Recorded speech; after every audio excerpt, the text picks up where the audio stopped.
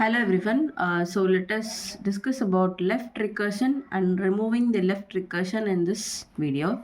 So what is left recursion?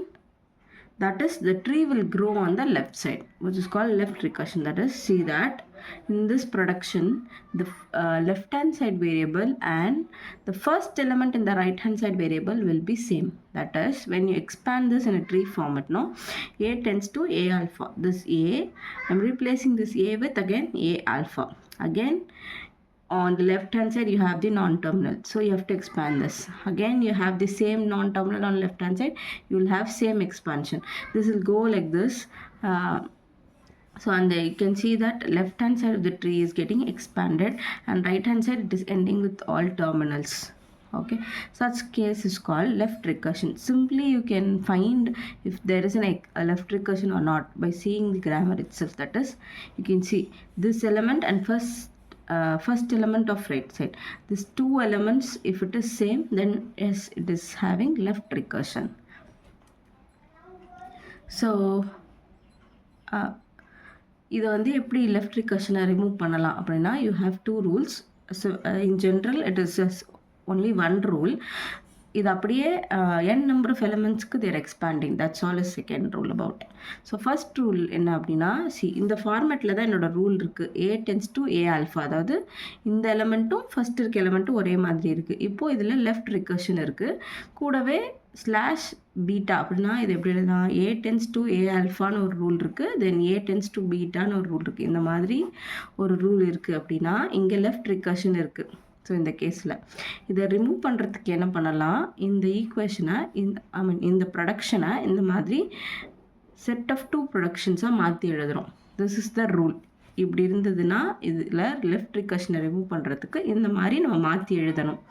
எப்படி எழுதணும், a tends to beta a dash அப்படின்னு எழுதிக்கணும். அப்புறம் இப்போ a டேஷ்னு ஒரு புது எலிமெண்ட் நமக்கு வந்திருக்கு, ஸோ அதுக்கான ப்ரொடக்ஷன் ஆட் பண்ணணும். So a dash tends to alpha a dash.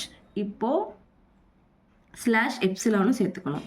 So a tends to beta a dash, a dash புதுசாக ஆட் பண்ணியிருக்கோம், அதனால a dash tends to this alpha a dash slash epsilon.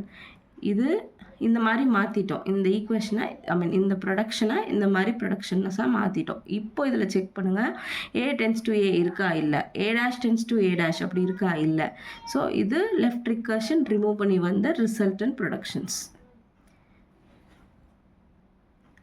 So second rule என்ன சொல்லியிருக்காங்க, இதே தான், a tends to a alpha slash பீட்டான்னு இருக்காங்க. இங்கே வந்து இது மாதிரி நிறைய டிஃப்ரெண்ட் ஆல்ஃபா வேல்யூஸ் கிடச்சிருக்கு. a tends to a alpha 1 slash a alpha 2 slash a alpha 3, இந்த மாதிரி n number of alpha values மாறி இருக்குது.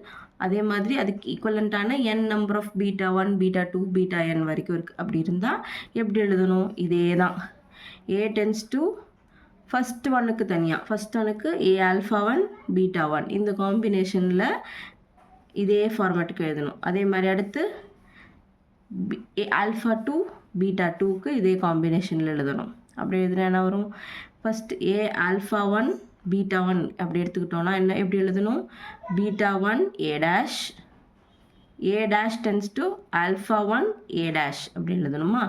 அடுத்து a ஆல்ஃபா 2 பீட்டா 2க்கு எழுதுனா beta 2 a dash alpha 2 a dash இப்படி எழுதுவோம்.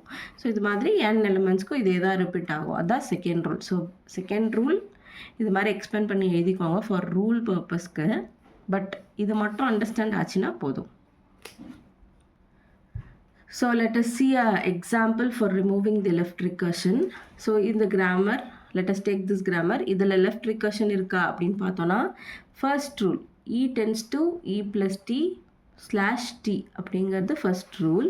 இந்த ரூலில் எஸ் லெஃப்ட் recursion இருக்குது. ஏன், இந்த ஈயும் ஒரே மாதிரி இருக்குது. ஸோ ட்ரீ போகும்போது இந்த அதே அப்படியே எக்ஸ்பெண்ட் ஆகிட்டே வரும். So this is left recursion. First எலிமெண்ட்டும் லெஃப்ட் சைடில் இருக்க எலிமெண்ட்டும் சேமாக இருந்தால் that is left recursion. Yes, இந்த ரூலில் லெஃப்ட் ரிகர்ஷன் இருக்குது. அப்போ நான் இதை ரிமூவ் பண்ண போகிறோம். எப்படி ரிமூவ் பண்ணலாம், so first e tends to, இங்கே எழுதியிருக்கேன், e tends to e plus T slash T, அதான் first rule.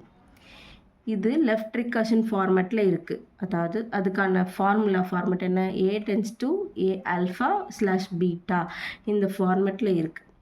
Okay, left recursion remove பண்ணுறதுக்கான 2 ரூல்ஸ். எப்படி இந்த ஸ்டேட்மெண்ட்டை நான் எப்படியா மாற்றணும், A tends to beta A dash, A dash tends to alpha A dash / epsilonன்னு மாற்றணும். ஓகே, ஸோ இப்போது இதில் கம்பேர் பண்ணி பார்த்தா E வந்து ஏயோட A வந்து E, ஆல்ஃபா வந்து +T, பீட்டா வந்து வெறும் T. ஸோ இதுக்கு ஈக்குவலண்ட்டாக நம்ம மாற்றணும். அப்போது ஏயோட வேல்யூ எப்படி மாற்றணும், A tends to beta A டேஷ்னு மாற்றணும். ஏயோட வேல்யூ இங்கே என்ன, E tends to பீட்டா என்ன T, A டேஷ்னா E தான் A, அப்போ A டேஷ்னா E dash, so E dash. So E tends to T E dash அப்படின்னு ஃபஸ்ட்டுக்கு மாற்றிருக்கேன். செகண்ட் என்ன மாற்றணும், இந்த E டேஷ்க்கு ஒரு ரூல் எழுதணும்.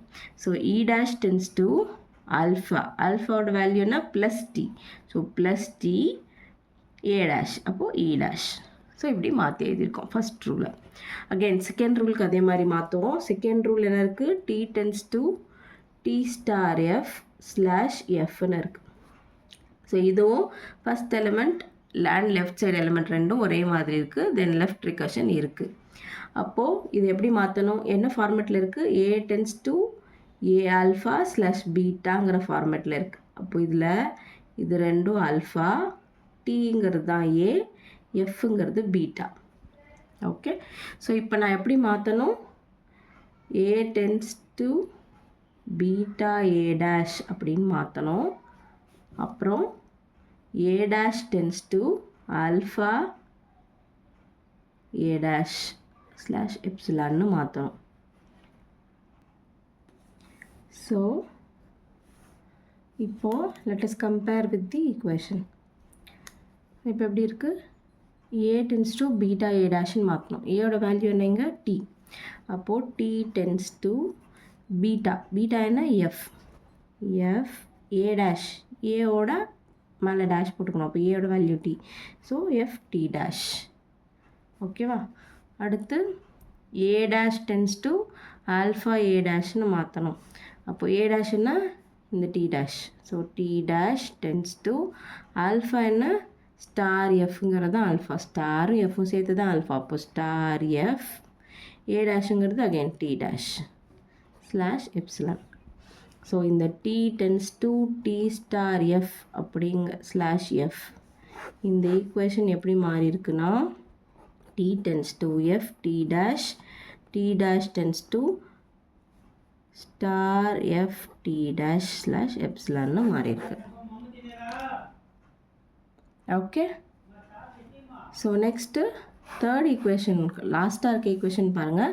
இங்கே எஃப் இருக்குது, ரைட் ஹேண்ட் சைடில் ஓப்பன் ப்ராக்கெட் இருக்குது. எல்லா சிம்பிளும் F to consider. So left hand சைடில் எஃப், ரைட் ஹேண்ட் சைடில் ஓப்பன் ப்ராக்கெட். ஸோ இந்த இடத்துல லெஃப்ட் ரிகர்ஷன் இல்லை, இது வேறு element. Okay, then F tends to ஐடின்னு இருக்குது. ஸோ எஃப் வேறு எலமெண்ட், ஐடி வேறு element, so no left recursion. So இந்த ரெண்டு ஸ்டேட்மெண்ட்டில் மட்டும்தான், ரெண்டு ப்ரொடக்ஷனில் மட்டும்தான் லெஃப்ட் ரிகர்ஷன் இருக்குது. ஸோ அதை இந்த மாதிரி இந்த ரெண்டு ஃபார்முலாஸ் யூஸ் பண்ணி we have removed the left recursion. So I hope you would have understood about left recursion. So என்ன இதுக்கப்புறம் அந்த பார்சிங் மெயினாக ப்ரெடிக்டிவ் பார்ஸ் இருக்குது. லெஃப்ட் ரிகர்ஷன் இருக்கான்னு செக் பண்ணி லெஃப்ட் ரிகர்ஷனை ரிமூவ் பண்ணி தான் we have to proceed. That is why we have discussed about the left recursion. Thank you.